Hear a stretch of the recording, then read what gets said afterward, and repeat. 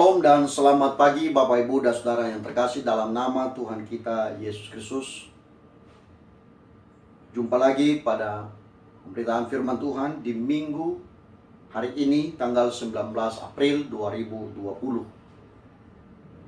Dan sebelum kita mendengarkan firman Tuhan, marilah kita bersatu di dalam doa. Bapa, dalam nama Tuhan kami Yesus Kristus, kami sangat bersyukur kepadamu karena Engkau sudah menolong dan memberkati, menjaga dan melindungi kami sampai hari ini.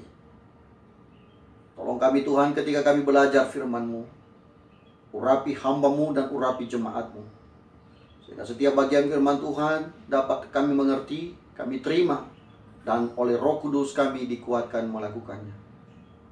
Demi nama Tuhan Yesus kami telah memohon. Amin. Sekali lagi Bapak Ibu dan Saudara yang terkasih, Shalom. Semoga kita tetap dalam keadaan sehat, tetap dalam keadaan kuat, dan tetap dalam perlindungan Tuhan. Bagian firman Tuhan yang menjadi bahan perenungan kita hari ini terambil di dalam Mazmur 62 ayatnya yang ke-9 dan Mazmur 27 ayatnya yang ke-14. Yang pertama kita bacakan Mazmur 62 ayatnya yang ke-9. Beginilah firman Tuhan. Percayalah kepadanya setiap waktu, hai umat. Curahkanlah isi hatimu di hadapannya. Allah ialah tempat perlindungan kita. Percayalah kepadanya setiap waktu, hai umat. Curahkanlah isi hatimu di hadapannya. Allah ialah tempat perlindungan kita. Bagian yang kedua Mazmur 27 ayat 14, begini firman Tuhan. Nantikanlah Tuhan, kuatkanlah dan teguhkanlah hatimu. Ya, nantikanlah Tuhan. Sekali lagi, nantikanlah Tuhan, kuatkanlah dan teguhkanlah hatimu.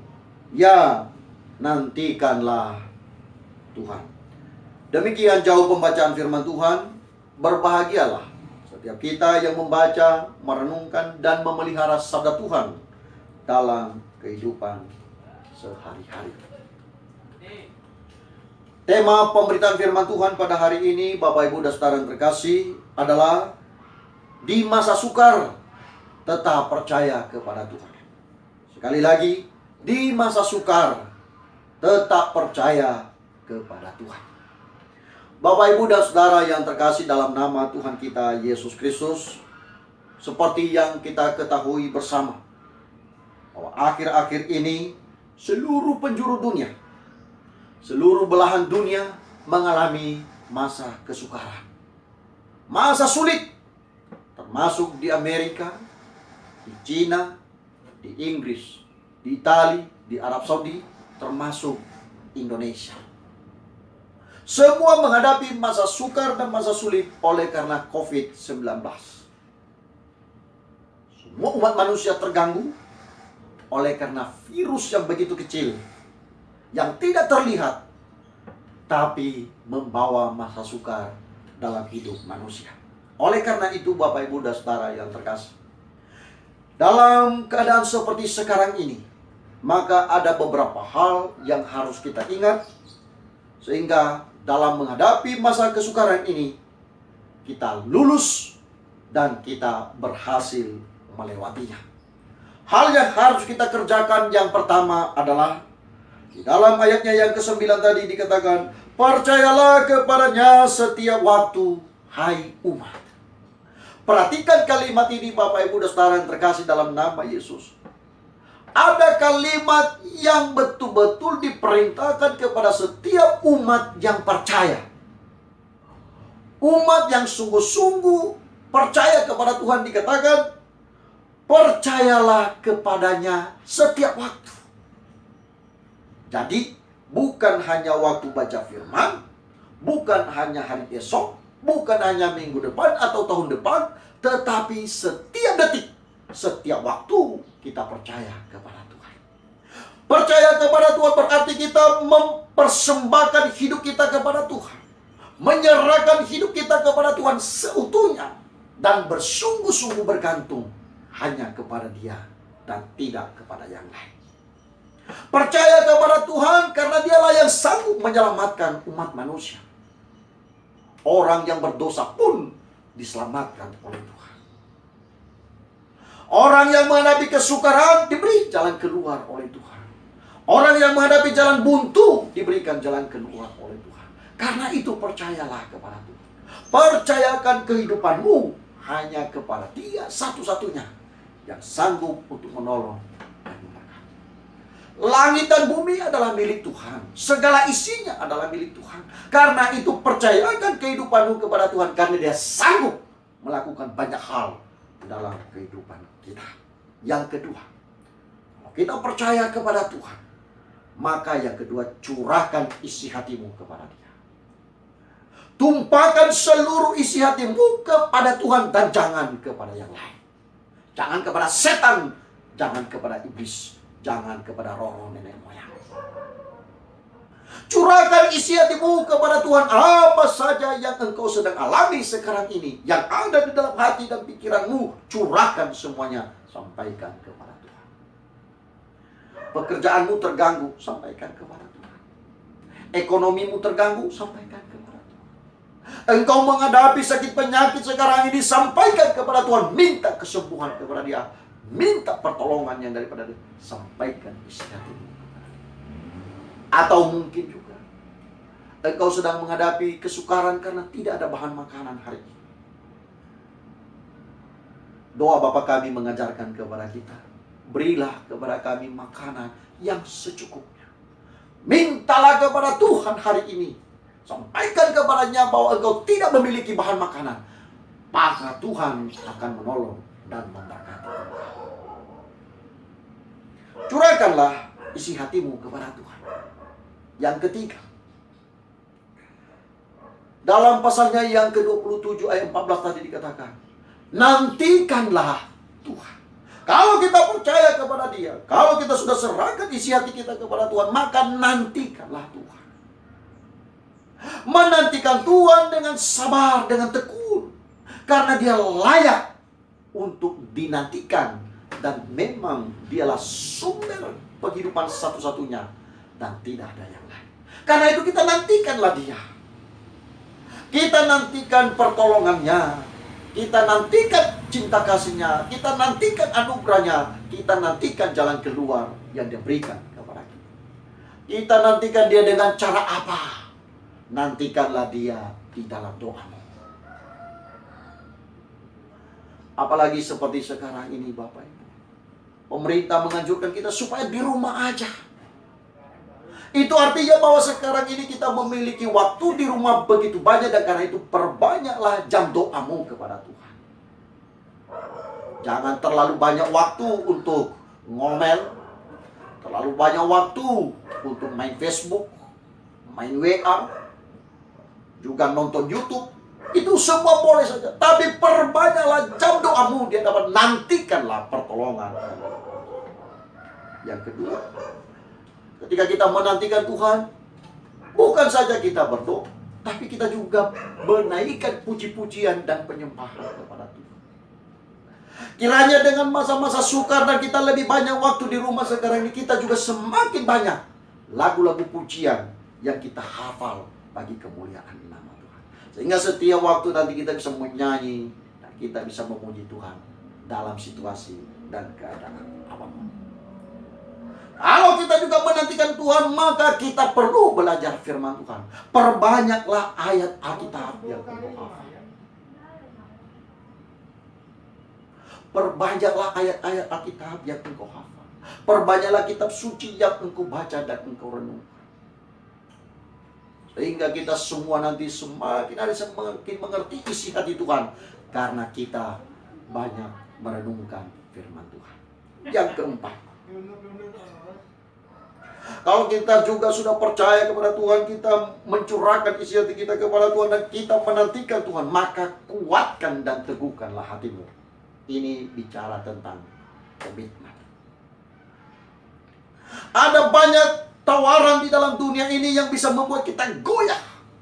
Tapi Tuhan memberi perintah kepada kita, kuatkan dan teguhkan hatimu.